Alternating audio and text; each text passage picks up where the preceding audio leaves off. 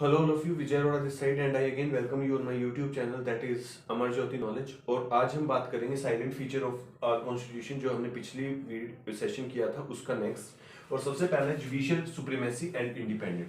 हमारे कॉन्स्टिट्यूशन के अंदर जुडिशियल सुप्रीमेसी यानी न्यायपालिका की सुप्रीमेसी को सबसे ज्यादा तवज्जो दी गई है। और कोई भी न्यायाधीश है या कोई भी जज है अपनी कोर्ट के अंदर इवन प्राइम मिनिस्टर भी अगर कल्प्रिट है उसको भी अपने सामने खड़े होके को भी कल्प्रिट कह सकता है और उसको भी जेल भेज सकता है। इसका सबसे बेस्ट एग्जांपल है इंदिरा गांधी जिनको जेल भेजा गया था। फिर उसके बाद है यूनिवर्सल एडल्ट फ्रेंचाइजी, सार्वभौमिक वयस्कता का अधिकार।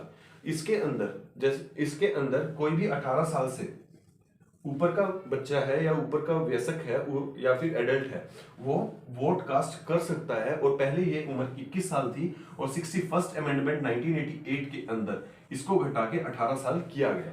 और हमारे कॉन्स्टिट्यूशन ने यूएस से कॉपी करके फंडामेंटल राइट्स भी डाले। फंडामेंटल राइट्स डाले जो आर्टिकल 14 से लेके आर्टिकल 12 से लेके 35 के बीच में आते हैं। एंड आफ्टर दिस डीपीएसपी, इसके अलावा फंडामेंटल राइट्स जो लीगली इन्फोर्स हैं, उसके अलावा डीपीएसपी हैं जो वेलफेयरिंग स्टेट का काम करते हैं। अब देखिए फंडामेंटल राइट्स हैं और अगर फंडामेंटल ड्यूटीज ना हो तो वो फुलफिल नहीं हो पाएंगी, तो इस वजह से हमने फंडामेंटल ड्यूटीज को भी लिया।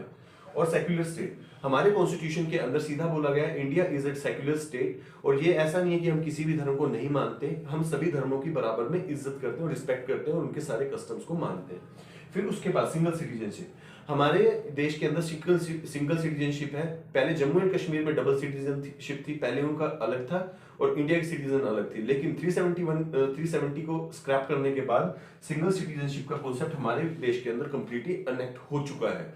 और उसके बाद हमारे इन सब के अलावा हमने इंडिपेंडेंट बॉडीज भी बनाई है ताकि हमारा कॉन्स्टिट्यूशन में चेक एंड बैलेंस बना रहे। लाइक सबसे बेस्ट है यूपीएससी, उसके बाद है इलेक्शन कमीशन, फिर उसके बाद है कैग। और इस तरीके से हमारे यहाँ पे काफी इंडिपेंडेंट बॉडीज भी हैं जो गवर्नमेंट की देखरेख के अंदर काम करती हैं और प्रेसिडेंट और पार्लियामेंट को रिपोर्ट भी करती हैं।